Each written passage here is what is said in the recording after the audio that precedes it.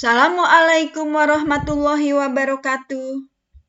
Jumpa lagi dengan Ibu Nurhayati dalam pembelajaran biologi. Kali ini Ibu akan membahas tentang polusi atau pencemaran pada lingkungan.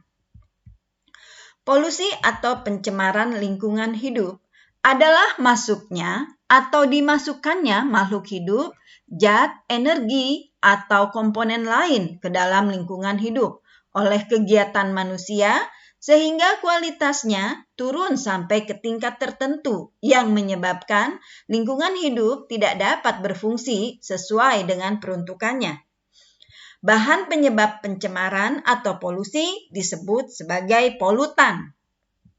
Suatu zat dapat dianggap sebagai polutan bila yang pertama jumlahnya melebihi batas normal. Sebagai contoh, gas CO2 merupakan gas yang dibutuhkan oleh tanaman, oleh tumbuhan untuk proses fotosintesis. Tetapi bila jumlahnya melebihi batas normal, maka gas CO2 tersebut akan mengganggu kehidupan manusia, akan mengakibatkan terjadinya pencemaran udara. Yang kedua, berada bukan pada tempat yang semestinya. Sebagai contoh, pupuk merupakan zat yang sangat berguna bagi tanaman untuk pertumbuhannya. Tetapi bila pupuk berada pada tempat yang tidak semestinya, contohnya pupuk tersebut mengalir dan masuk ke dalam perairan, maka pupuk tersebut akan mengakibatkan eutrofikasi di perairan. Eutrofikasi adalah terjadinya pertumbuhan alga atau eceng gondok dengan cara cepat atau blooming yang mengakibatkan tertutupnya perairan sehingga cahaya matahari tidak dapat masuk ke dalam badan perairan tersebut atau terhalang untuk masuk ke dalam badan perairan tersebut, dan oksigen yang terlarut dalam perairan tersebut menjadi berkurang sehingga banyak organisme-organisme di perairan tersebut yang mati yang disebabkan karena kekurangan oksigen.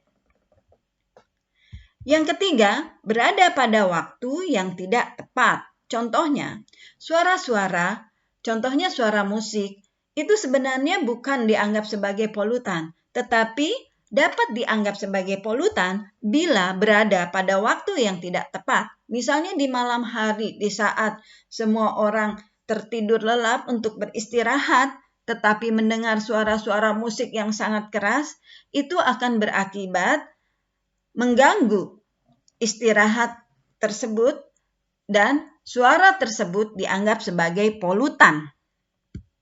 Yang keempat, merupakan zat berbahaya, beracun yang dapat mengancam keselamatan hidup makhluk hidup di lingkungan tersebut. Dengan adanya polutan dapat menurunkannya kualitas atau daya dukung lingkungan dan terganggunya kehidupan makhluk hidup. Polusi atau pencemaran ada beberapa macam, diantaranya adalah polusi udara, polusi air, polusi tanah, dan polusi suara. Polusi udara. Pencemaran yang terjadi di udara.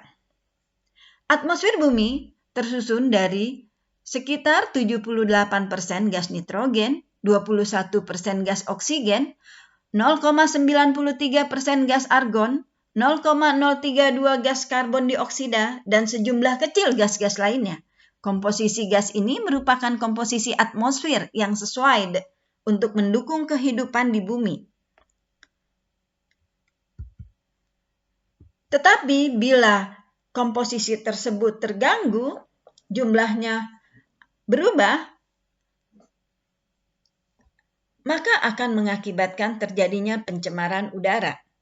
Beberapa zat yang dapat menyebabkan pencemaran udara diantaranya adalah sebagai berikut: gas karbon monoksida atau gas CO, karbon dioksida CO2, O3, SO, NO2, H2SO4, dan CH4. Pencemaran udara yang disebabkan oleh gas CO. Gas CO berasal dari gas buangan dari pembakaran tidak sempurna bahan yang mengandung karbon atau bahan bakar fosil seperti minyak. Gas CO ini merupakan gas beracun, pada konsentrasi tinggi akan sangat mematikan bagi manusia. Pencemaran udara yang disebabkan oleh gas CFC. Klorofluorokarbon atau CFC terbentuk dari 3 jenis unsur, yaitu klor, fluor, dan karbon. Gas CFC bersifat tidak berbau, tidak mudah terbakar, dan tidak mudah bereaksi. Gas CFC dimanfaatkan sebagai gas pendorong dalam kaleng, semprot, atau aerosol, pengembang busa polimer, pendingin dalam lemari es, dan AC, air conditioning, serta pelarut membersih mikrochip. Gas CFC memiliki nama dagang freon. Gas CFC yang naik ke atmosfer dapat merusak lapisan ozon. Menipisnya lapisan ozon akan menyebabkan semakin tingginya intensitas paparan sinar ultraviolet ke bumi sehingga memicu terjadinya kanker kulit dan kerusakan mata pada manusia serta mematikan spesies tumbuhan tertentu. Pencemaran udara yang disebabkan karena gas O3. Di atmosfer, ozon terdapat di lapisan stratosfer dan lapisan troposfer. Ozon di lapisan stratosfer berada pada ketinggian sekitar 10-60 km dari bumi. Berfungsi melindungi bumi dari sinar ultraviolet yang masuk ke bumi. Sedangkan ozon di lapisan troposfer berada sekitar ketinggian 0-10 km dari bumi. Gas ozon dalam konsentrasi yang tinggi berbahaya bagi manusia karena dapat menimbulkan efek pusing dan gangguan paru-paru. Pencemaran udara yang disebabkan oleh gas SO. Belerang oksida atau dapat berupa SO2 atau SO3. Gas SO2 berbau menyengat dan tidak mudah terbakar. Sementara itu SO3 bersifat reaktif. Di udara mudah bereaksi dengan uap air membentuk asam logam. Belerang oksida berasal dari pembakaran bahan bakar fosil, terutama batu bara. Pencemaran SO2 di udara berasal dari pabrik dan kendaraan bermotor.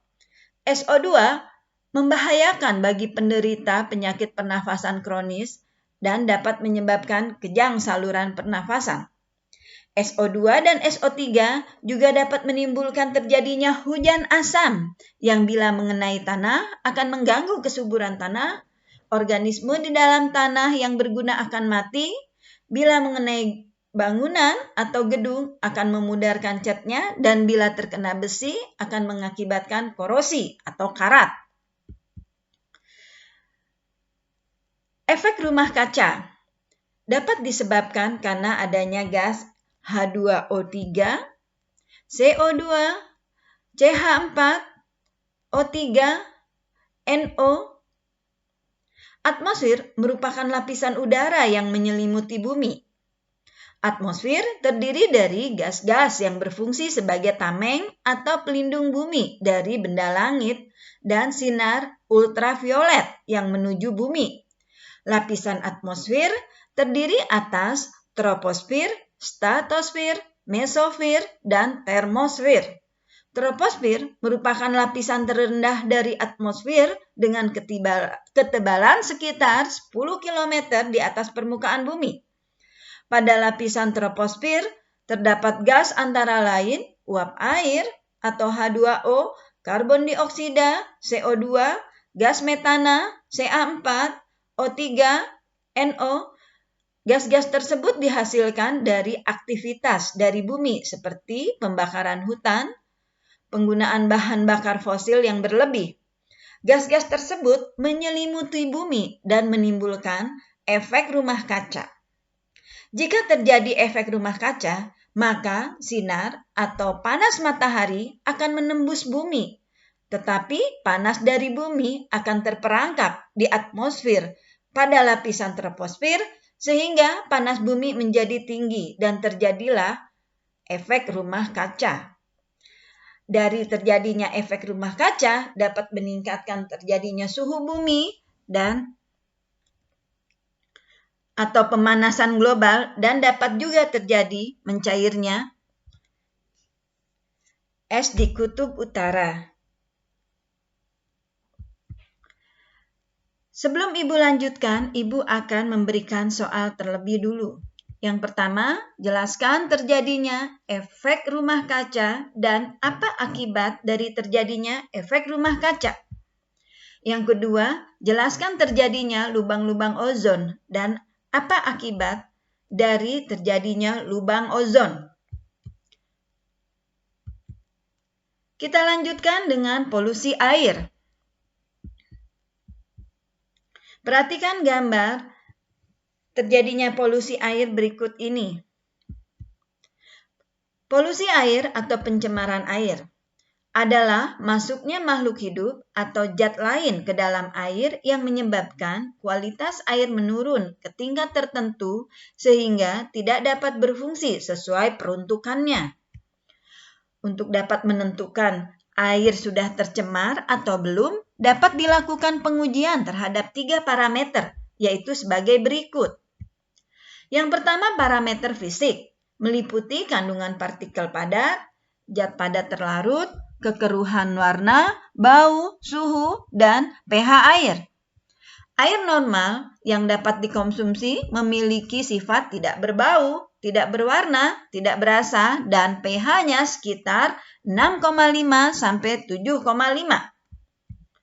Yang kedua adalah parameter kimia, meliputi BOD atau Biochemical Oxygen Demand, dan COD, Chemical Oxygen Demand, dan DO atau Dissolved Oxygen.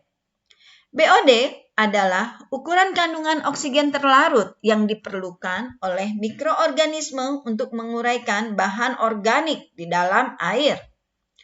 COD adalah ukuran kandungan oksigen yang diperlukan agar bahan buangan di dalam air dapat teroksidasi melalui reaksi kimia. Dan DO adalah ukuran kandungan oksigen terlarut dalam air. Parameter yang ketiga adalah parameter biologi. Digunakan untuk mengetahui jenis dan jumlah mikroorganisme air yang dapat menyebabkan penyakit. Contohnya, Escherichia coli, Vibrio cholerae, Salmonella typhosa, dan Entamoeba histolytica.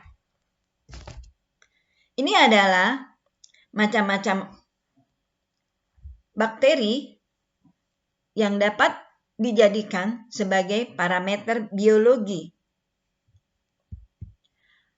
Pencemaran air disebabkan karena limbah domestik, limbah industri, limbah pertanian, dan limbah pertambangan. Limbah domestik berasal dari perumahan, perdagangan, perkantoran, hotel, rumah sakit, dan lain-lain. Limbah ini dapat berupa deterjen, sampah, organik, tinja, hewan dan manusia. Sedangkan limbah industri berasal dari pabrik. Limbah ini berupa bahan-bahan sisa yang mengandung logam berat, berbahaya, beracun, seperti Hg, Pb, Cu, Cr, Zn, dan Ni. Limbah pertanian berupa pupuk kimia dan pestisida yang dapat mengakibatkan terjadinya eutrofikasi. Sedangkan limbah pertambangan berasal dari area pertambangan, dapat berupa merkuri, tumpahan minyak pada kebocoran kapal tanker. Selanjutnya adalah polusi tanah. Coba kalian perhatikan gambar polusi tanah berikut ini. Pencemaran tanah dapat terjadi secara langsung dan tidak langsung. Secara langsung, yaitu zat pencemar langsung mencemari tanah, misalnya dari penggunaan insektisida, fungisida, herbisida, dan DDT. Sedangkan secara tidak langsung, terjadi melalui perantaraan air dan udara, misalnya limbah domestik dan industri dibuang ke sistem perairan, lalu polutan tersebut terserap ke dalam tanah, atau sisa pembakaran dari pabrik dan kendaraan bermotor yang dibuang ke udara lalu terbawa air hujan dan masuk ke dalam tanah. Pencemaran tanah dapat juga disebabkan oleh limbah yang tidak mudah terurai seperti plastik, kaca, styrofoam, dan kaleng. Pencemaran tanah memiliki dampak negatif antara lain mematikan organisme di dalam tanah dan mengganggu porositas serta kesuburan tanah. Berikutnya adalah polusi suara.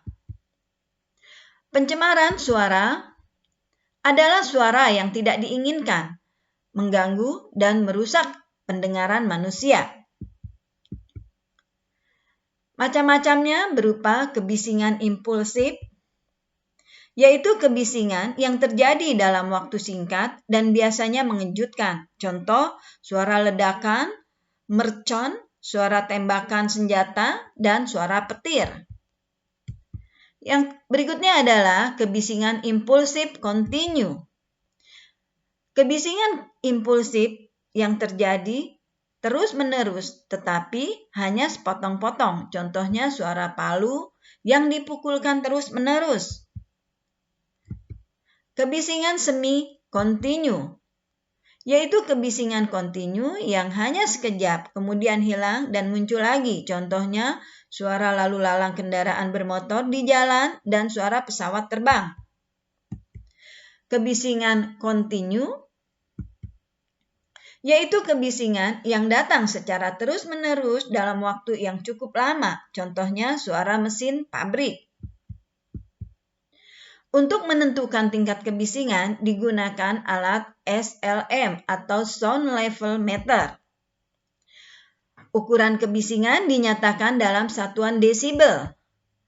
Rata-rata, seseorang mampu mendengar suara dengan frekuensi 20-200 ribu Hz. Kebisingan adalah suara dengan frekuensi di atas 80 desibel. Di Indonesia, nilai ambang batas atau NAB untuk kebisingan yang diperkenankan adalah 85 desibel untuk waktu kerja 8 jam per hari.